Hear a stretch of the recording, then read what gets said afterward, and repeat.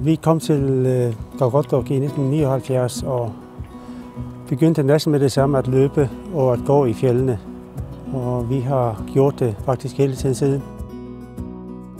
Vi har en fast rutine, at vi løber tirsdag og torsdag. Og så hvis det er godt vejr i weekenden, så aftaler vi, at vi tager en tur ud i fjeldet.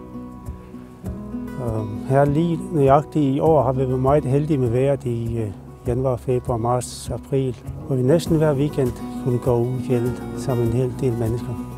Taspekken og pingatittukuruak meraalingari aam timersorna nuannarisukuruak.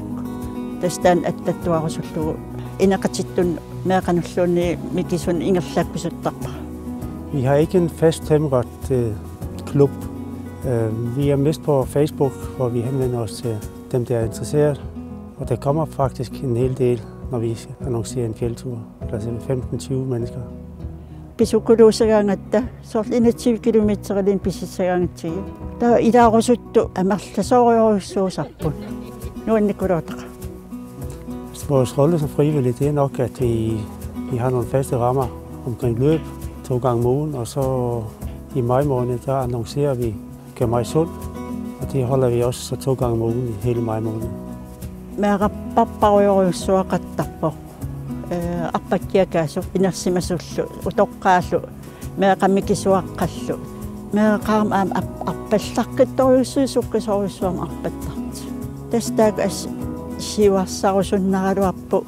Appattat meaqtakullugi nuannaarnertorioriussu qamun pissarsiaqarfiisartigi tangaannarama assuut isigaligin. Det sjove ved det er, at det er nogle glade mennesker. Både mens vi løber og også når vi møder folk i byen, så spørger de, hvornår skal vi løbe igen, eller hvornår skal vi ud i fjeldet igen.